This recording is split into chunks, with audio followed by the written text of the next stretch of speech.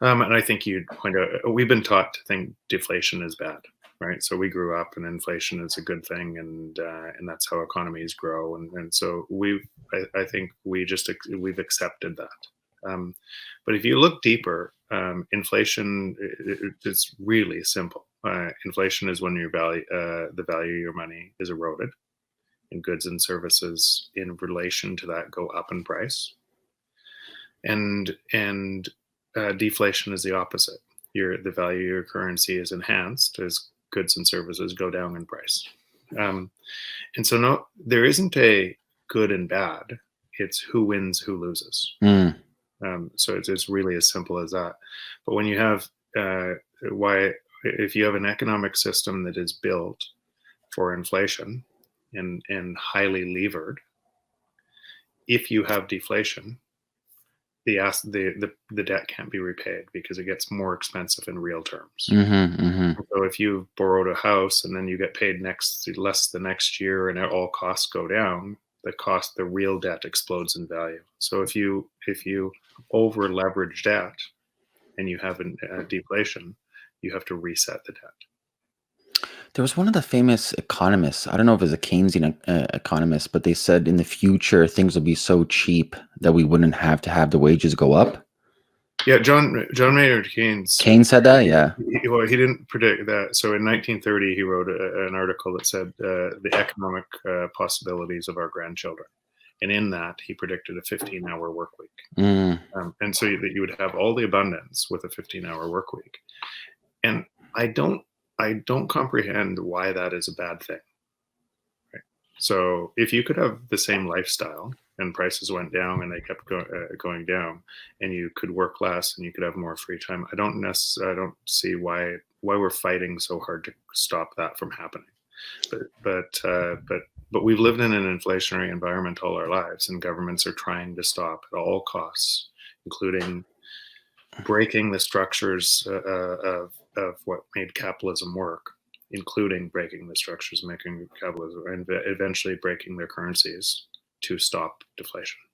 Well, I think there's two types of world we're living in, very similar to 1984 and George Orwell. We have the stock market, which is not the real economy. This is an inflationary pseudo economy. And then you have the real economy, the street economy. And inflation helps the people on top, the people who have these quote unquote, they call it, their paper value, not liquid cash, but paper value.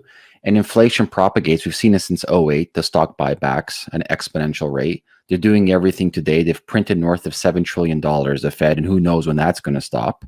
So they're printing money and they're trying to propagate the stock value as much as possible. But for them, this is good. They want to propagate the stock market.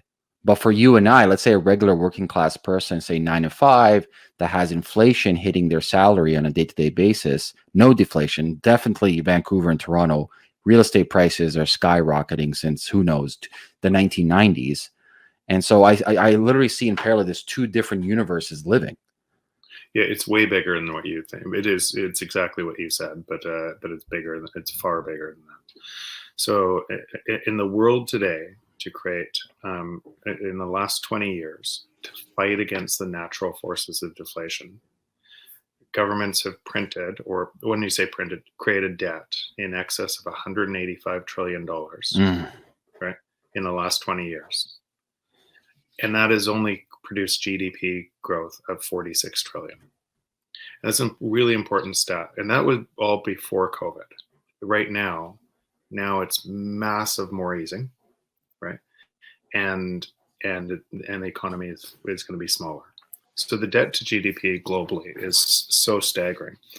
If you create that much debt, it becomes a drag on future earnings, right? Future GDP, paying back the debt with interest has to make GDP go down over time, right? Just like if you borrowed money and then couldn't pay that money back when you borrowed more, and then you borrowed more, and then you borrowed more, eventually the time comes due that you owe that money back, right? And when you have to stop pulling demand forward and pay the money back with interest, your purchasing power, while it looks high while you're borrowing money, and it looks like you have an internal economy that looks really great, it has to go down later. with all of that debt. And so globally, that much printing or that much debt creation creates that problem. But it's worse than that. So and if that debt could be repaid, it would slow the economy down, right? It was essentially you're borrowing from the future to pay for today. And later on, our kids would have to pay way more in slower growth, in taxes and everything else to be able to pay that back. But because this is a structural change that's happened because of technology, the debt can't be paid back. And so governments are turning to printing money out of thin air, which is debasing currencies and changing currency values all over the world. So if China comes out and they have to lower their currency value to keep people employed, and everybody knows in China that they have to, then what the citizens of China will try to get their money outside of China and stick it into our real estate, right? And then the real estate goes up. So you're right. Anytime you do this, you're artificially creating winners and you're artificially creating losers. The greater irony is then government has to step in and protect both, right? So it's socialism for the rich, and instead of letting capitalism work and letting things fail. But then because the prices are artificially manipulated higher, housing is a prime example, then rents are artificially higher. And then you have to bail out society with social programs to pay for those higher prices that you created in the first place. So a colossal waste of money. But see, a couple of thoughts I have here. You mentioned very basic stuff. So we're talking about taking from the future to pay for today, but you're stealing from the future. You've mentioned $185 trillion has been printed only, and you said key fact has produced $46 trillion of GDP growth. And keep in mind, the 46 trillion is per year. Per year, yeah. Yeah. So, and I'm 100% agreement that the middle class is getting completely squeezed out. It's not really capitalism going on. We have socialism for a select few people, elite socialism.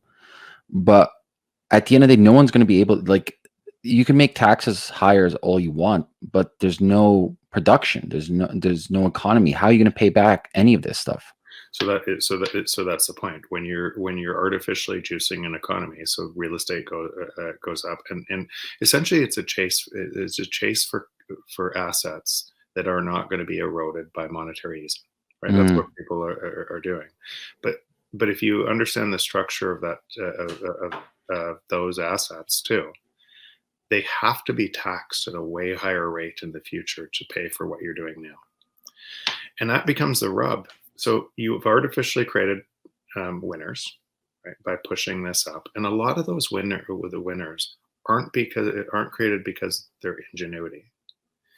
It's because they were in the right time and the right place when governments decided to go all in and printing money, right? And then a lot of the other people that are left out of that game, it's not because their lack of ingenuity. They just didn't get in the game early enough when asset prices were under this tremendous rise. And both parties, both sides of that, if you want what's causing the dislocation of